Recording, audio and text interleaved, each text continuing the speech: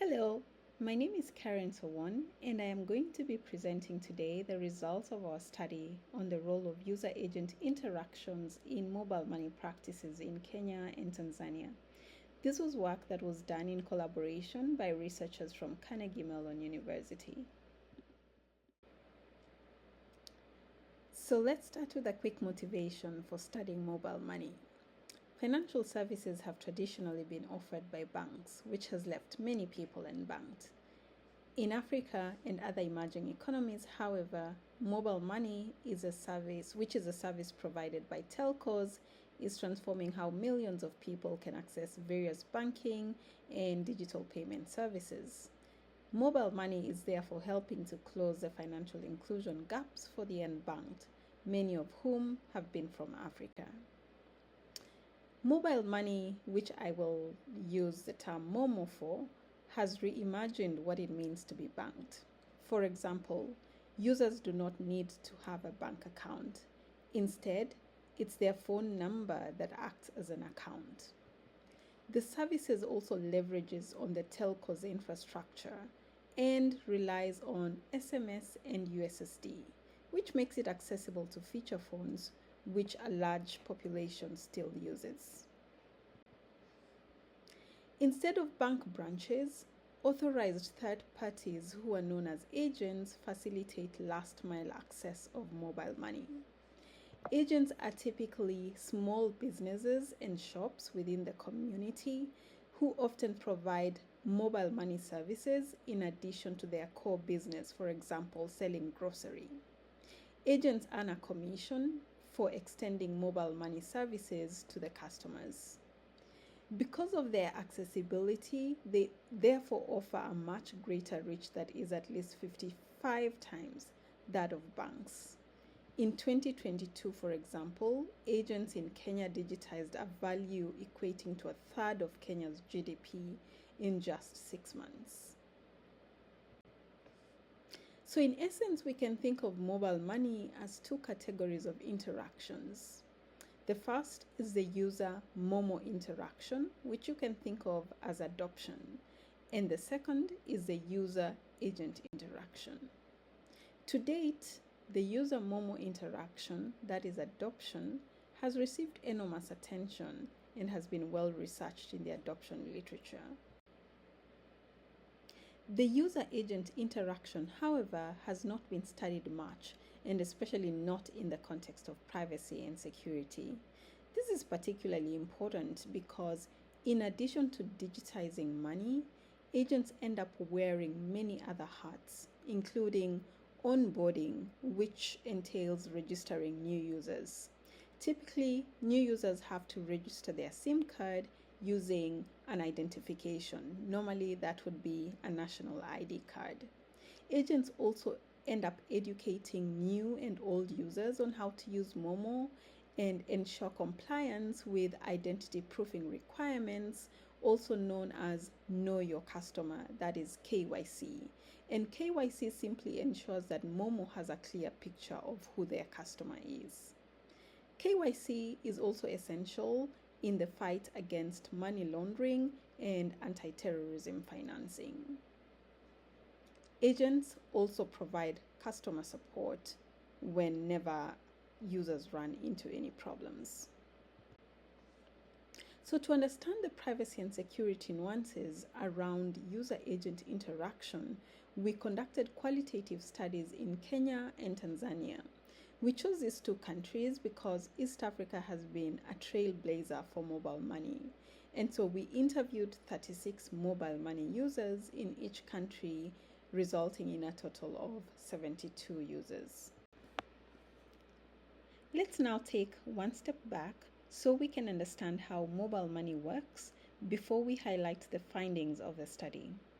Once registered, a user can complete one of three types of transactions. That is, cashing in, cashing out, and P2P, or person to person.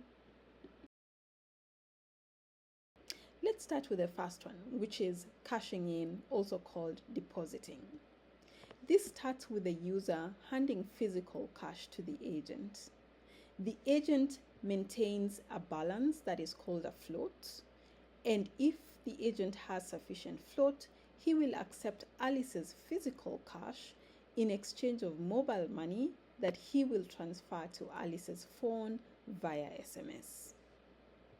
Similar to cashing in, cashing out, which is withdrawing, starts with Bob transferring monies from his phone to the agent's mobile money account. And so long as the agent has sufficient float, he will accept the transfer and hand Bob the physical cash equivalent of the amount that he has transferred. In person-to-person transactions, agent mediation is typically not required. Alice can simply initiate a transfer from her phone to Bob's phone via SMS or USSD and using Bob's phone number as the receiving account. When transacting at the agents, that is, cashing in and cashing out, users are required to show their ID in order to comply with KYC regulations, which is Know Your Customer.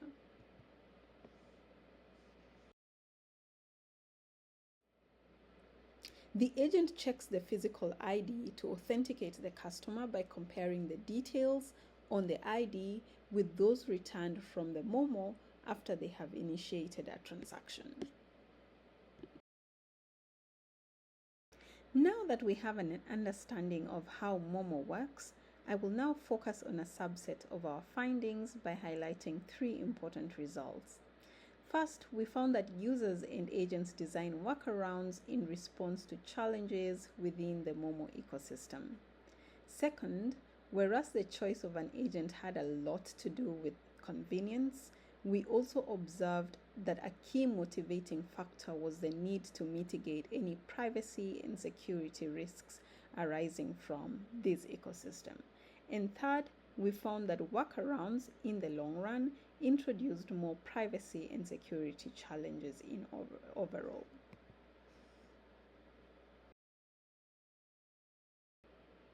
Let's dive into the first finding. We observed that workarounds were designed by users and agents in all the phases of the transaction.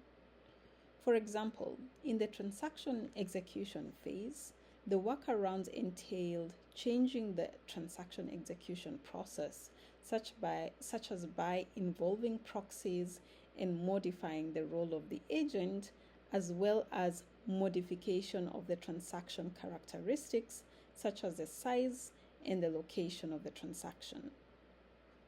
In the KYC phase, agents and users collaboratively worked together to modify how KYC was completed, as well as changing what was given for KYC, that is, in place of the user's physical ID.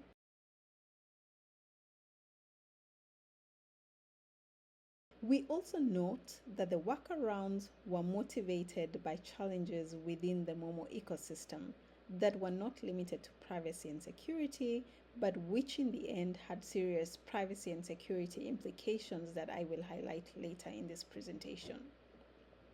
In the transaction phase, for example, some of the motivators included navigating transaction costs, seeking more convenience, network downtime, insufficient float, security concerns, and data privacy.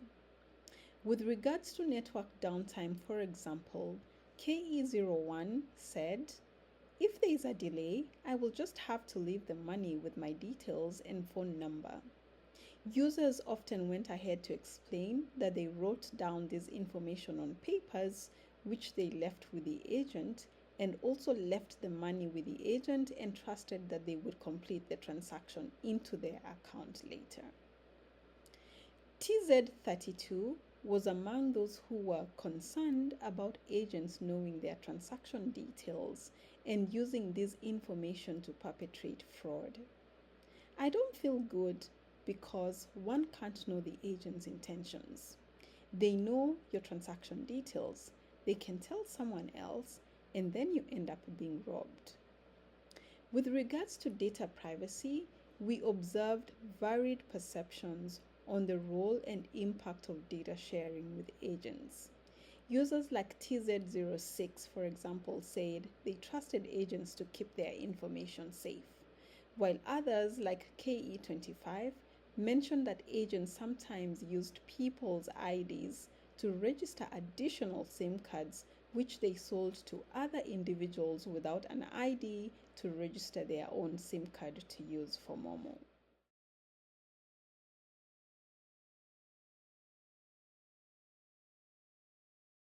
While Momo users felt that KYC was necessary for security, many also spoke of the challenges with using IDs for identity proofing.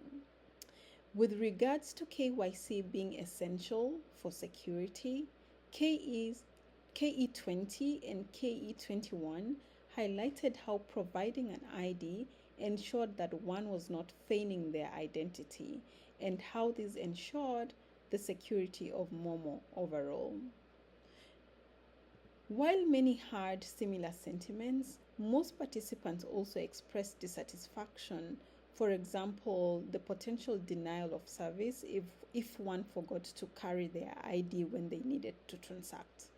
Participants also felt that checking each customer's ID was really not practical since agents facilitated many transactions in a day.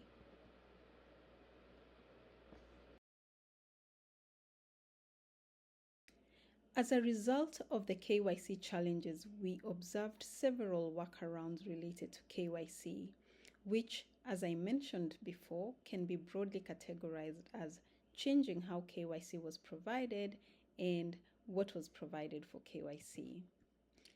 KE15, for example, mentioned that they used a cousin's ID since they had registered their SIM card with that ID. This is really akin to using someone else's social security number and account as your own. Many other participants, like KE20, reported just giving the agent the ID number instead of the actual ID, while some, like KE31, mentioned that the agents they use have memorized their ID numbers and so they do not need to provide that information. As a result of the inherent and created risks, we therefore observed in our second finding that how users chose agents was driven by both convenience and the desire to mitigate the privacy and security risks within the Momo ecosystem. For example, at the transaction execution stage, participants sometimes modified the transaction size and the location where they transacted. KE08 said they divide the transaction to two, maybe three times, and do one transaction at one agent and another at a separate agent, and they do so for security purposes. TZ33 also changed the location of his transactions for security reasons.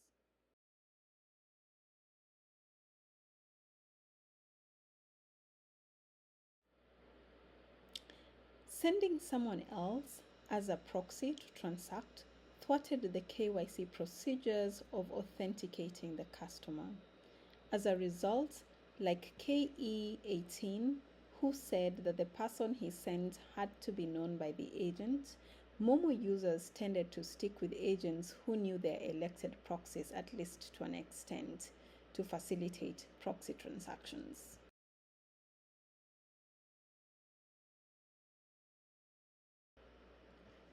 Our third and final finding surfaces new privacy and security risks emerging from the different workarounds that Momo users adopted.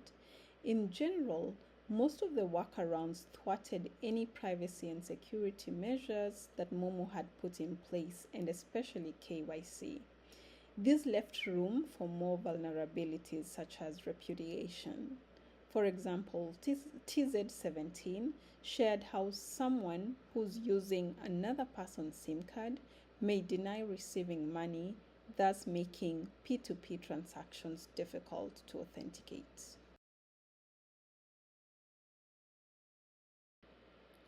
Another broad risk was related to higher chances of fraud because of the broken KYC.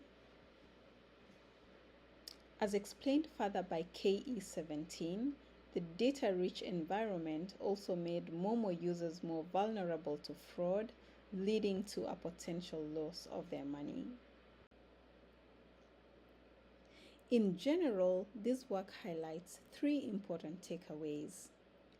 First, we have seen that workarounds are often motivated by efforts to limit risk and uncertainty, as well as to overcome challenges within Momo. Second, we have seen that user workarounds are inconsistent with their security preferences, especially with regards to KYC, and this is likely because of the burdensome processes. And last, we have seen how Momo users have varied perceptions that impact their data sharing with agents.